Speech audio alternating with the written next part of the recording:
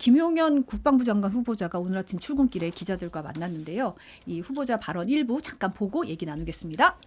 야당에서는 국방부 청사 이전 문제랑 최상병 사건 외압 의혹 관련해서 후보자님이 좀 관련돼 있다 이렇게 공세가 좀 예상됩니다. 그래서 인사청문회 어떻게 돌파하실 계획이신지 궁금합니다.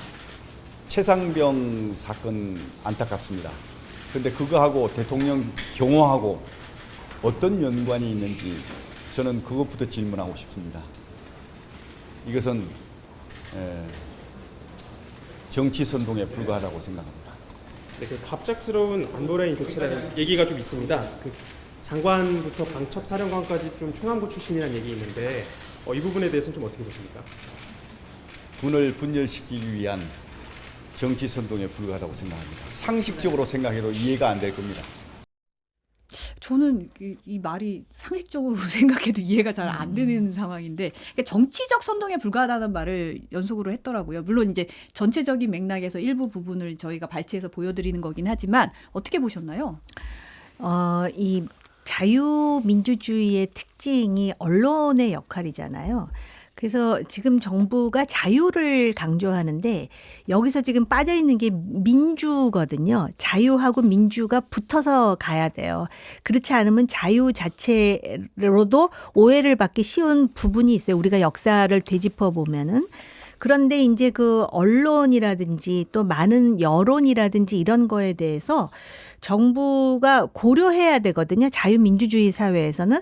근데 어떤 그들만의 리그가 이렇게 작동하는 것 같아요. 그러니까 우리 말이 다 옳고 지금 세상이 우리를 향해서 사시와 편견을 가지고 있고 그래서 굉장히 억울하고 우리만이 상식적이고 이런 생각을 하고 있는 것 같아요. 근데 아마 자유민주주의 하에서 어떤 권력을 수임받은 그 세력이나 집단들이 그런 생각을 하는 거는 어떤 면에서 자연스러워요. 왜냐하면 서구의 민주주의 국가에서도 대통령이나 그들의 그 이야기라든지 또는 그 회고록을 보면 그런 부분이 있어요. 그럼에도 불구하고 이들은 그 언론이라든지 비판에 대해서 굉장히 받아들이는 자세를 취해요. 왜냐하면 그렇게 하지 않으면은 자신들이 정치적으로 살아남기가 어렵기 때문에 그런데다가 지금 이 최상병 문제도 그렇고 그다음에 소위 이제 충암고 마치도 충암고 그 뭐라 그럴까 우리는 그런 걸 이제 무슨 마피아 이렇게 표현을 하는데 이런 것도 불필요한 오해라고 하기에는 또 요직에 그런 사람들이 앉아 있고 그러면은 그렇게 엮어서 말하기가 쉽지 않습니까? 그렇다면은 오히려 국방장관 후보자라서 조금 더 겸허한, 그러니까 속으로 그런 생각을 하더라도 이걸 논리적으로 어떻게 방어할 것인가를 생각한다면 이렇게 했을 때 이거에 대해서 공감하는 사람이 많겠습니까? 지금 현 상황에서. 그래서 제가 볼 때는 오로지 대통령의 심기만 생각하는 건가? 적어도 그 소위 청문회에서 좀 더 그 부작용을 최소화하고 대통령의 국정 운영을 원활하게 하려면 자신이 어떤 입장을 취해야 되는지에 대해서 이렇게 전혀 모르고 있는 것일까? 이런 생각이 좀 드네요. 그러니까 저는 지금 저 김영현 후보 얘기하는 걸 보니까 신원식 장관을 사실상 경질성 영전 비슷하게 한 거잖아요. 그렇게 한 배경에 최혜병 사건에 대해서 더 능동적으로 제대로 대처하지 못했다 이런 인식이 있는 게 아닌가 이런 생각이 들어요. 결국 지금 저 김영현 그 후보는 수사를 받아야 될 사람입니다. 그 문제의 02800의 0707 전화가 경호처 전화였다는 게 확인이 됐고 또 문제의 7월 31일 당일날 저분도 통화 기록상으로 굉장히 분주했습니다. 국방비서관, 군 관계자, 또 국방부 관계자하고 여러 차례 통화를 한 게 확인이 됐고 그래서 임성근 구명로비의 몸통 아니냐라는 그 의혹을 받고 있습니다. 800에 7070이네요. 0707이 아니고 네. 제가 실수했습니다. 그런데 저런 분을 국방부 장관에 앉힌 이유는 뭐냐면 정면 돌파하겠다는 거죠. 공수처가 뭐라고 하든 야당이 특검을 뭐라고 주장하든 이 문제에 대해서 그냥 정면 돌파하겠다. 그게 이를테면 그 대통령을 잘 보위하고 경호하는 일이다. 아니 뭐 일설에 들리는 농담 비슷한 얘기로는 저분은 대통령이 뭐 관저에 술 드시면은 그분 앞에 이렇게 지키고 있대요. 옛날 차지철처럼 대통령이 이런 시간을 가지시는데 경호처장이 지켜야지 이러면서 뭐 충성스러울 수는 있는데 전근대적이죠. 어떻게 보면은. 그래서 이번에 이제 이 외교 안보 라인의 회전문 인사는 소위 말하는 이제 방탄용 회전문 인사가 아닌가 싶어요.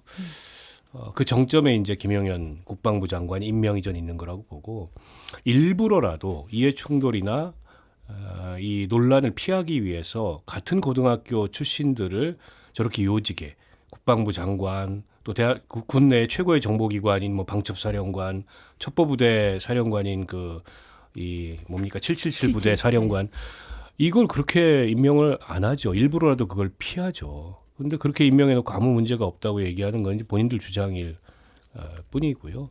그래서 청문회 때 결국에는 아마도 이제 또 파행이 예상이 되고 더 나아가서 이제 뭐 국정조사해야 된다. 뭐 이런 얘기까지 나올 거고 국방부 장관으로서 저분을 인정할 수 있겠습니까? 야당에서 인정 못 하겠죠. 그러면 또 다시 이제 파행이 일어나고 이 악순환이 반복되지 않을까 싶어요. 이걸 또 역설적으로 보면 지금 대통령과 그 주변에 있는 분들도 위기의식을 느끼는 게 아닌가. 그렇기 때문에 확실하게 자기 사람이라고 생각하는 사람들을 중심으로 해서 지금 친정체제를 구축하는 것인가. 이런 생각도 지금 가능한 부분이거든요. 어차피 국방장관이 청문회 때 시끄럽기는 하겠으나 그렇다고 국회 동의를 요하는 자리가 아니지 않습니까? 그렇게 하겠다고 마음을 먹은 게 아닌가. 미국 대선도 있고 외교가 그 어느 때보다 중요한 시점에 국방을 중심으로 해서 체제 정비를 한다라는 것에 대해서 쉽게 납득이 가지 않는 부분이 바로 그 부분이겠죠. 박찬대 원내대표가 오늘 이제 오전에 관훈클럽 토론회에서 한동훈 대표가 주장했던 제3자 추천 최상병 특검법 수용할 수 있다 이런 뜻을 밝혔어요. 집권여당 대표답게 특검안 신속하게 제출하라라고 촉구를 했는데 한동훈 대표 같은 경우는 제보 공작 의혹 포함해가지고 의견 반영해서 절차 진행하겠다 이런 얘기를 했거든요. 어떻게 보시나요? 아니 그러니까 그 제보와 관련해 가지고도 공익 제보를 했는데 그분이 그 전에 그 박정훈 대령의 또 변호인이고 그러다 보면은 그 인과관계에 대해서 고개가 갸우뚱해지는 건 사실 아니에요. 근데 뭐가 됐든 간에 아무튼 안을 제시하겠다라는 것 아니겠습니까? 사실은 지금 그 박찬대 원내대표가 제3자 추천안도 수용할 수 있다고 했기 때문에 공이 국민의힘 한 대표에게 넘어간 것이고 여기서 이제 그 공을 다시 던지기 위해서는 안을 내놓지 않을 수 없는 상황이에요. 그리고 이제 한동훈 대표도 나름대로 그런 정치적인 고려를 여러 군데서 하고 있다라는 걸 알 수 있는 것이 최상병 문제와 관련해서는 굉장히 신중한 입장이지만은 최근에 그 김경수 전 지사에 대한 복권이라든지 또는 몇 가지 사안에 대해서 분명히 대통령실과 나는 차별화를 하겠습니다라는 그런 시그널을 보내고 있거든요. 그렇기 때문에 그런 그 연장선 속에서 아마 한동훈 대표는 자신의 스텝을 밟을 것 같아요. 저는 중요한 전환이라고 봅니다. 어쨌든 그 한동훈 대표의 제안을 수용할 수 있다 이렇게 얘기를 했기 때문에 뭐 의원님 말씀하신 대로 공을 넘긴 거고 그에 대해서 이제 한동훈 대표가 답을 할 차례인데 아직은 이제 국민의힘 내부나 또 대통령실이 완강하거든요. 이걸 어떻게 이제 설득할 수 있냐가 관건이고 제보 공작 의혹 아마 그 멋쟁이 해병 단톡방에서 이루어진 내용이 오가면서 김규현 변호사가 이른바 이제 양심 선언 비슷하게 한 내용까지를 포함하죠. 저는 뭐 포함해도 좋다고 생각합니다. 그렇게라도 접점이 이루어져서 이제 진상규명에 다가갈 수 있는 법안이 특검 법안이 만들어진다면 진전이라고 보고요. 지금처럼 한쪽은 통과시키고 한쪽은 거부권 행사하고 이 악순환이 계속 반복되는 것보다는 더 나은 거죠.